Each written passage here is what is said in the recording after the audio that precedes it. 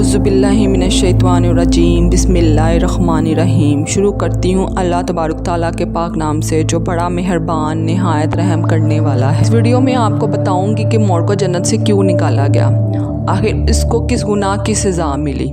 तो मोर जितना अब खूबसूरत है इससे कहीं गुना ज़्यादा जन्नत में खूबसूरत था।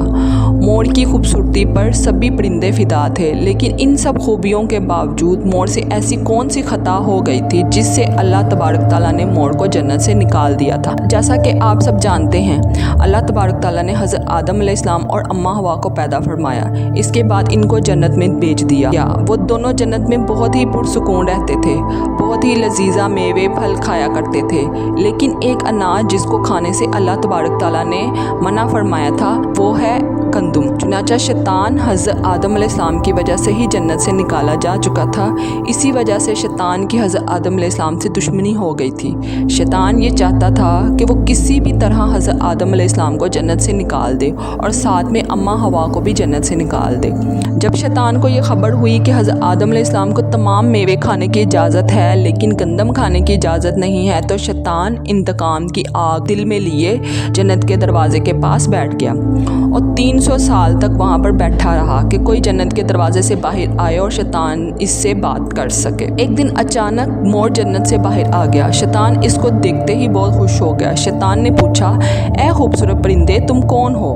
मोर बोला, मैं मोर हूँ। अब शैतान को तारुफ करने को कहा। शैतान ने जवाब दिया कि मैं आलमी करूबिया का एक फरिश्ता हूँ, मैं अल्लाह पाक की इबादत से एक पल भी गाफिल नहीं हूँ। मैं चाहता हूँ कि मैं जन्नत में जाऊँ, वहाँ की नेमतों का अपनी आँखों से मुशाहदा करूँ। शैतान मोर से कहने लगा, तुम मुझे जन्नत के अंदर ले जाओ, मैं तुम्हें 3 ऐसी बातें बताऊंगा जिससे तुम्हें अब्दी ज़िंदगी हासिल हो जाएगी, तुम्हें बढ़ापा और बीमारी नहीं आएगी, तुम हमेशा जन्नत में रहोगे।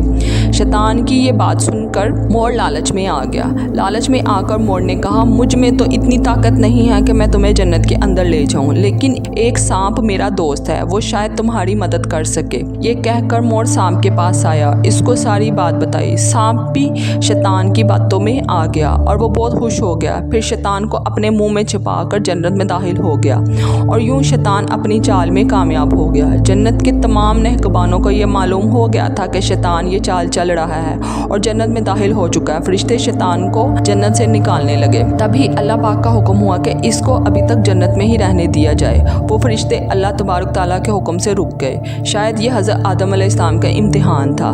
शैतान हज़रत आदम अलैहिस्सलाम के पास आया और अम्मा हवा के पास जाकर अपनी मोहब्बत का इजहार करने लगा। वो दोनों ही शैतान को पहचान ना सके क्योंकि माजी के मुकाबले में शैतान की शक्ल तब्दील हो चुकी थी। शैतान कहने लगा, मैं चाहता हूँ कि आप दोनों हमेशा जन्नत में इसी तरह ज़िंदगी गुजारें, हमेशा खुश रहें। हज़रत आदम अलैहिस्सलाम शैतान की बात बहुत गौर से सुन रहे थे। शैतान ने कहा, अगर आप मेरी बात मान जाएं तो आपको जन्नत की और भी तमाम सहूलतें मुयस्सर होंगी।